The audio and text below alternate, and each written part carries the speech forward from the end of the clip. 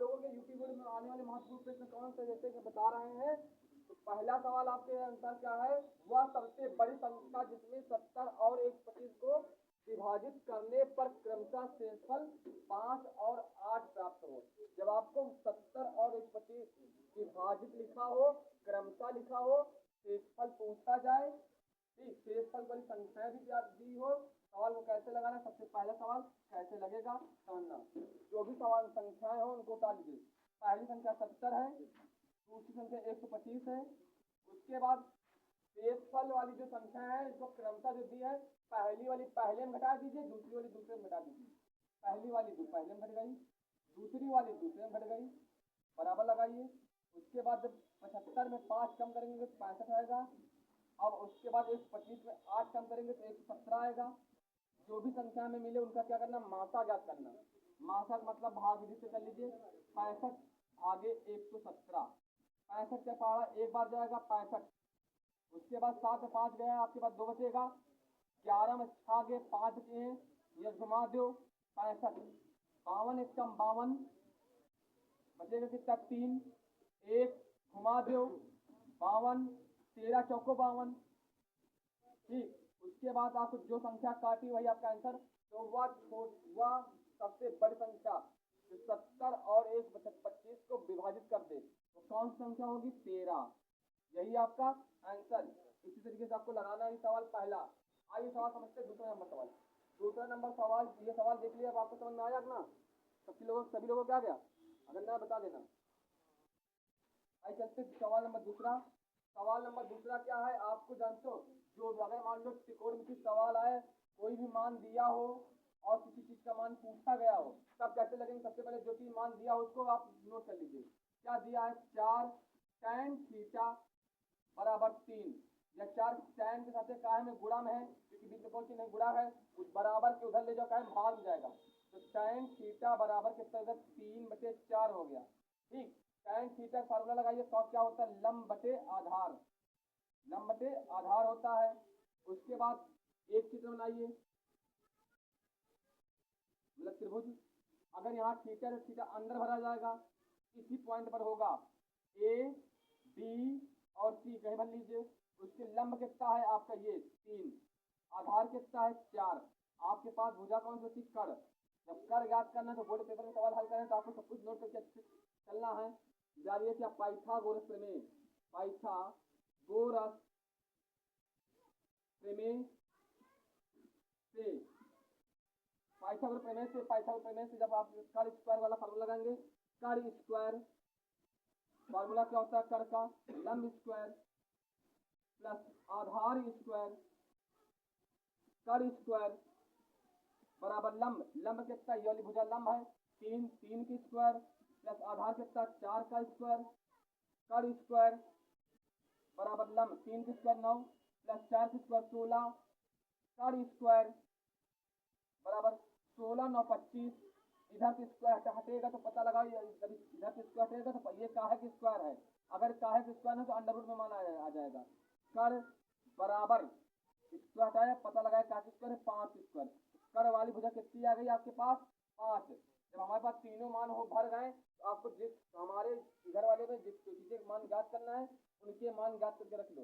क्या क्या है, साइन है कॉस, नीचे भी साइन और कॉस, साइन और कॉस, साइन थीटा और कॉस थीटा।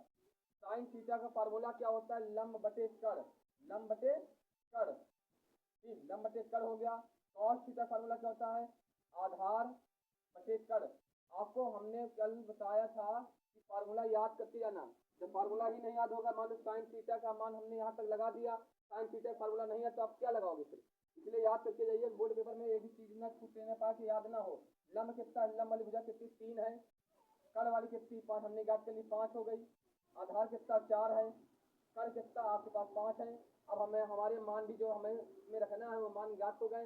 उसके बाद उतारिए क्या, 4 sine theta minus cos theta बटे 4 sine theta plus cos theta. अब इसमें मान भरिए, ठीक, 4 लिखा, 4 लिख दीजिए। साइन थीटा मान कितना है 3/4, गुणा लगाइए क्योंकि बीच गुणा चिन्ह है। साइन थीटा मान कितना है 3/5, माइनस लगा दिए। कॉस थीटा मान कितना है, कॉस थीटा मान 4/5। उसके बाद 4/12/5 माइनस 4/5। अब 12 में 4 कम कर देंगे क्योंकि डायरेक्ट नीचे संख्या सेम है, डायरेक्ट हो जाएगा। 12 में 4 कम करोगे तो 8 बचेगा, 8/5। 8 मेरे को ये तो हुआ ऊपर वाले मान, नीचे लिखिए 4 गुणे साइन थीटा मान कितना है 3/5 प्लस उसके बाद कॉस थीटा मान कितना है 4/5। अब हल करो 4/12/5 माइनस 4/5 नीचे आ जाओ 4/12/5 प्लस 4/5। अब हल करो और आगे लाइन इधर हल कर दे रहे हैं, ठीक है।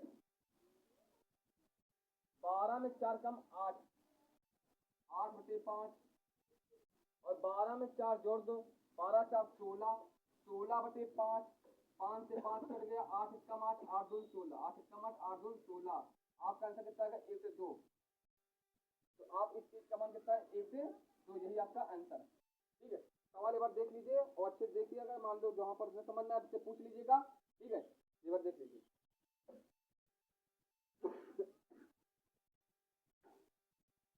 ठीक है, आइए सवाल चलते हैं तीसरे नंबर पर।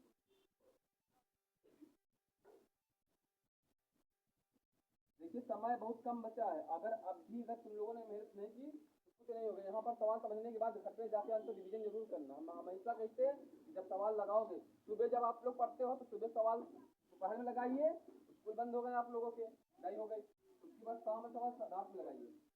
और ज़्यादा पढ़िए, अन्य सब्जेक्ट मैथ तो लगाना लेकिन जिसका पेपर उसको भी पढ़िए। जैसे हिंदी है तो हिंदी को भी पढ़िएगा। 1 से, अब तीसरा सवाल क्या है, आइए तीसरा सवाल समझते हैं। 1 से 10 तक की धनात्मक विषम संख्याओं का माध्य ज्ञात करना। तो माध्य निकालने फार्मूला आपका मालूम, पहले देखिए माध्य निकालने फार्मूला याद करके जाना।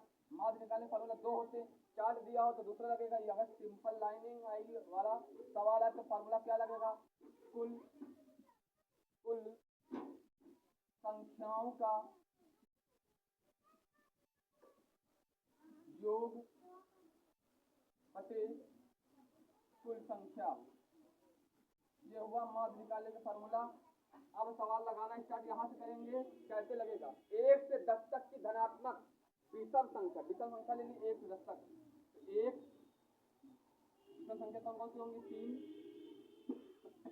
5 7 9, ये संख्याएं इनकी धनात्मक विषम संख्या ये हो गई।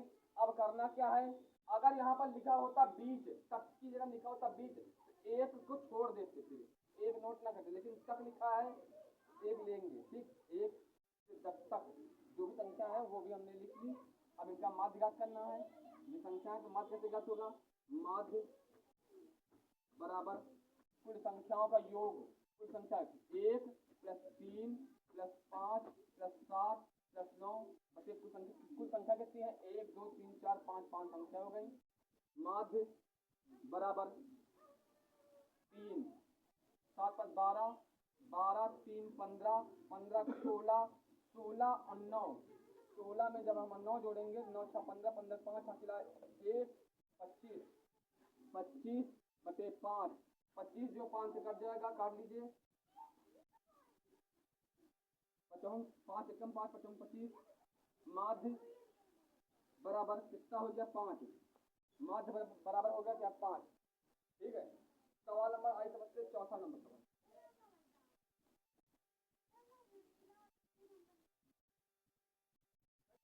सवाल नंबर चौथा ये होगी। सवाल नंबर पांचवा, सवाल नंबर पांचवा क्या, अगर मान लीजिए भाज्य अभाज्य वाले सवाल एक क्वेश्चन बोले पेपर में देखने को अवश्य मिलेगा, ठीक। संख्या बस फर्क कितना होगा, शायद संख्या ये हो संख्या थोड़ा ज्यादा दे दे। तो करना क्या, जो भी संख्या उनको हल कर लीजिए।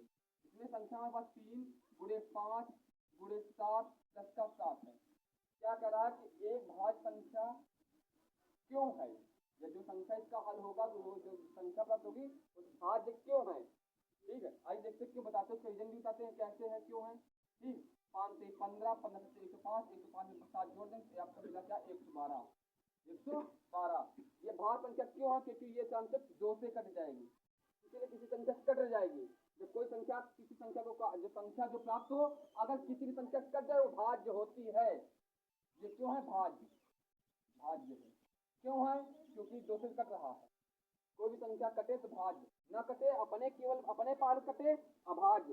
एक की संख्या अपने पहाड़ से कटेगी ही भाई, 112 है तो 112 कटेगा ही। अगर केवल 100 यहाँ 113 हो, 113 केवल अपने पहाड़ कटेगा तो क्या हो अभाज्य हो जाता। लेकिन 112 है, 112 जो अपने पहाड़ कटेगा इसके अलावा किसी अन्य पहाड़ से ही कट रहा है। क्या कट रहा है? दो से कट रहा है, इसलिए इन रीजनों से ये क्या भाज्य है। ये हुए 5 सवाल। आइए समझते आगे।